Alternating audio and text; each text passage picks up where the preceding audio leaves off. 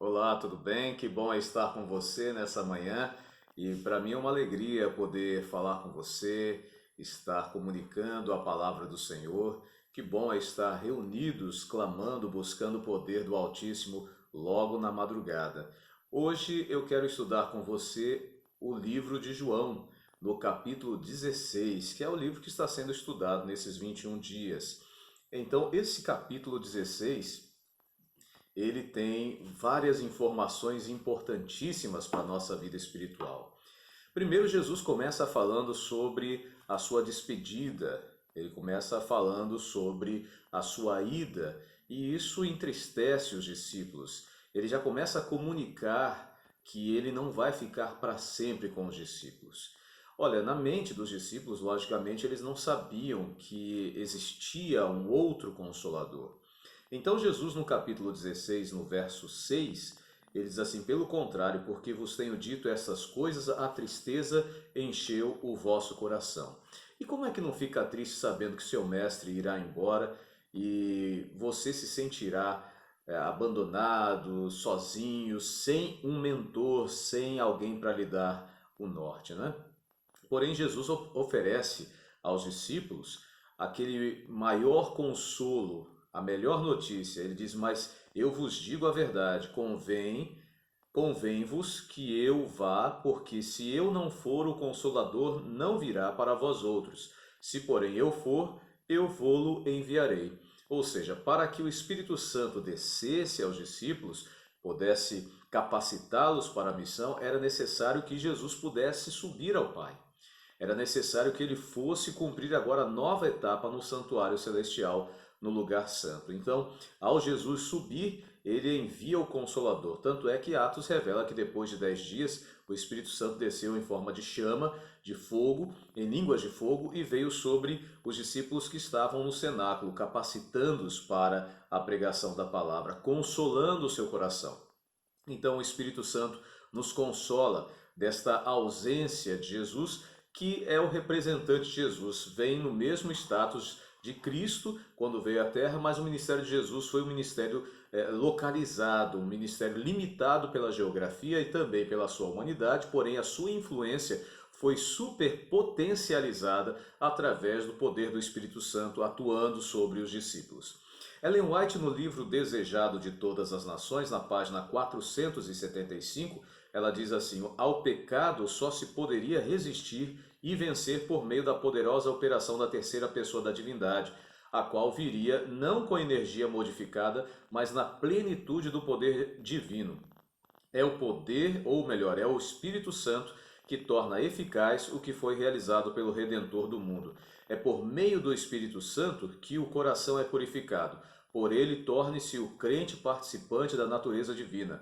Cristo deu o seu Espírito como um poder divino para vencer toda a tendência hereditária e cultivada para o mal e gravar seu próprio caráter em sua igreja. Então, o Espírito Santo, além de capacitar a igreja para a missão, capacitar o ser humano, também vem como um alvejante espiritual, um purificador da nossa vida. É aquele que retira de nós toda a mácula, tudo aquilo que tem manchado, que tem prejudicado. Agora, através do Espírito Santo, nós temos o poder em Cristo para poder dizer não ao pecado, para decidir entre o certo e o errado, optando sempre pelo certo, né? Outra parte aqui do capítulo de João, no capítulo 16, estamos lendo, ele traz uma mensagem também de conforto, né? Ele fala aqui a respeito do verso 20. Em verdade vos digo que chorareis e vos lamentareis, e o mundo se alegrará. Vós ficareis tristes, mas a vossa tristeza se converterá em alegria. Uma coisa que eu percebo que Jesus nunca poupou seus discípulos da verdade. Ele nunca maquiou a verdade. Ele usou parábolas para deixar essa verdade impressa, eternizada na mente dos seus discípulos. Mas a verdade sempre foi clara para os discípulos, sempre foi ao ponto, né? Então Jesus não tentou enfeitiçá-los com uma oratória, com algo sofístico, ou seja, com um sofisma. O que era o sofisma? Era a tentativa de ludibriar as pessoas para conquistar benefícios ou extrair benefícios dessas pessoas através da oratória. Não, a oratória de Jesus, ela é eficaz, ela é potente, ela vai direto ao ponto e fala para os seus discípulos a verdade sem ferir. Porém, eles ficaram tristes, eles ficaram agora pensando como é que vai ser daí para frente. Então, seguir Jesus implica que nós vamos enfrentar todas essas lutas, oposição, a gente vai ser abandonado pelos nossos queridos, alguns vão ser perseguidos por eles, outros vão ser martirizados. Jesus sempre apresentou o beabá do discipulado. Eu acho interessante que em nossos dias criou-se a ideia de um discipulado confortável, de um discipulado que dorme em berço esplêndido ao som do mar e à luz do céu profundo. Esse discipulado não está coerente, em harmonia com a palavra de Deus. Nós vemos as pseudo-religiões, pseudo-cristianismo proliferando em todos os lados do nosso bairro, da nossa cidade, do nosso país, pregando paz, paz, quando o próprio Jesus Cristo disse que não haverá paz, que haverá conflito, que haverá perseguição. Então, querido, querida, o discipulado de Jesus Cristo ou ser discípulo de Jesus Cristo, ele mesmo fala, quem quiser vir após mim, negue-se a si mesmo, tome a sua cruz e me siga. Não há conforto, não há tranquilidade social, porém a paz interior, a paz essencial, a certeza de que o Espírito Santo toma você, lhe faz cidadão e cidadã do reino de Deus e já garante a você essa cidadania, a sua salvação em Jesus Cristo. Eu quero finalizar essa mensagem trazendo mais uma palavra de conforto que me chama a atenção e eu quero chamar a sua atenção também. No verso 28 diz assim: Vindo o Pai e entrei no mundo, todavia deixo o mundo e vou para o Pai. Seguindo à frente até o final. Disseram os seus discípulos: agora é que falas claramente e não empregas nenhuma figura. Por que Jesus usou tantas figuras de linguagem, tantas parábolas, metáforas? Porque esses recursos na homilia, na oratória, eles são poderosos para imprimir a mensagem e deixá-la gravada para a posteridade. Então Jesus utilizou não vídeo, porque não tinha vídeo naquela época, não tinha áudio para ser gravado, não tinha fotografia, mas ele usou aquilo que ficaria marcado na mente e jamais poderia ser esquecido, que são figuras de linguagem que formam figuras mentais.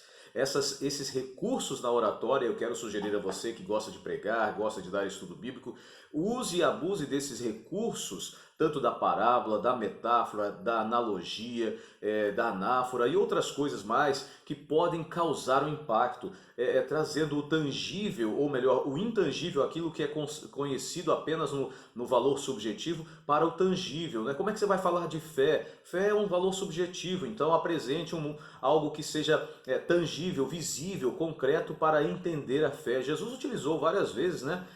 Falando sobre o reino de Deus, o que é o reino de Deus na mente das pessoas.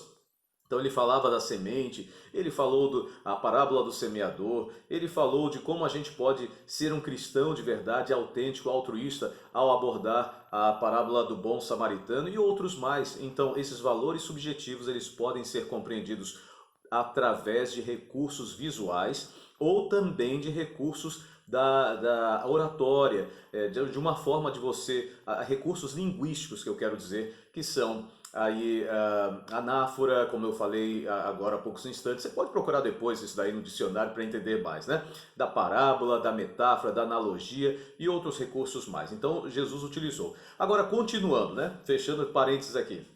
Verso 30 ele diz: agora vemos que sabes todas as coisas e não precisas de que alguém te pergunte, por isso cremos que de fato vieste de Deus. Agora eles creem. Agora eles creem que Jesus veio de Deus. Durante tanto tempo, 3 anos e meio, tiveram o espírito embrutecido, endurecido também pela cultura, né? Mas eles finalmente perceberam que Jesus vinha de Deus. Porém, eles ainda não haviam compreendido plenamente a missão de Jesus. Porque na mente deles, tanto é que no momento da despedida de Jesus, eles ainda perguntam: Senhor, é agora que o reino de Israel será restaurado ao posto de primeiro mundo, nação de primeiro mundo? E Jesus, eu acho que se eu fosse Jesus, eu falasse: ai, não adiantou de nada eu passar 3 anos e meio com esses topeiras, os caras não entenderam nada. mas foi o poder do Espírito Santo, 10 dias depois, que lá no cenáculo abriu a mente, abriu os olhos, que eles conheceram, que eles compreenderam o que Jesus estava querendo dizer. Verso 31 diz: Respondeu-lhe Jesus: Credes agora? Eis que vem a hora e já é chegada em que sereis dispersos, cada um para a sua casa, e me deixareis só. Contudo, não estou só, porque o Pai está comigo. Estas coisas vos tenho dito para que tenhais paz em mim. No mundo passais por aflições, mas tende bom ânimo, eu venci o mundo. Que conforto, né? Jesus fala essas coisas, não é para desanimar o discípulo, dizendo que ele vai sofrer, vai ser perseguido, que vai ser atacado, que o inimigo vai investir furiosamente contra ele, mas ele fala para que você tenha paz, paz nele, a certeza de que assim como ele foi vencedor nas aflições do mundo, você também e eu podemos ser vencedores através do Espírito Santo. Então pode ter pandemia, pode ter enfermidade, pode ter notificação, pode ter decreto, pode ter o que for. Nós podemos crer plenamente, descansar plenamente no Senhor Jesus, porque Ele está conosco através do Espírito Santo.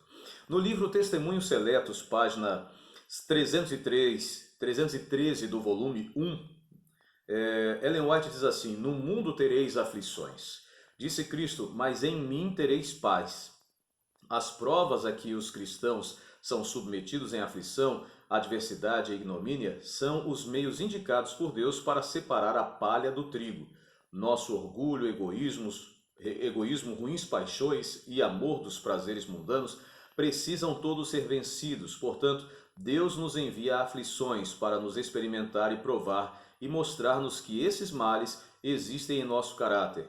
Cumpre-nos vencê-los mediante a força de nossa graça, ou melhor, a força e graça que nos dá, a fim de sermos participantes da natureza divina, havendo escapado à corrupção que pela concupiscência há no mundo. Porque a nossa leve e momentânea tribulação, diz Paulo, produz para nós um eterno peso de glória, muito excelente, não atentando nós nas coisas que se veem, mas nas que se não veem. Porque as que se veem são temporais e as que se não veem são eternas, segundo Coríntios 10, 17, 18. Aflições, cruzes, cruzes, tentações, adversidades e nossas várias provações são os agentes divinos para nos purificar, santificar e preparar-nos para o celeiro celeste. Então, como disse o texto de Testemunhos Seletos, volume 1, página 313.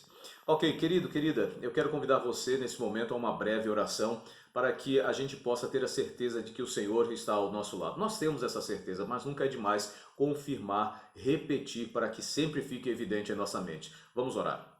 Querido Pai, nós queremos agradecer pelo dom de Jesus Cristo na vida da humanidade e também pelo Espírito Santo que veio a nós para habitar em nosso meio e nos garantir, nos confortar que em meio à angústia, à perseguição, o Senhor está do nosso lado e vai nos ajudar a vencer e nos dá bom ânimo, nos dá coragem e motivação para prosseguir na nossa jornada espiritual. Te agradecemos por todas essas bênçãos, por esses dias de oração que estamos passando, em nome do Senhor Jesus. Amém. Que Deus te abençoe.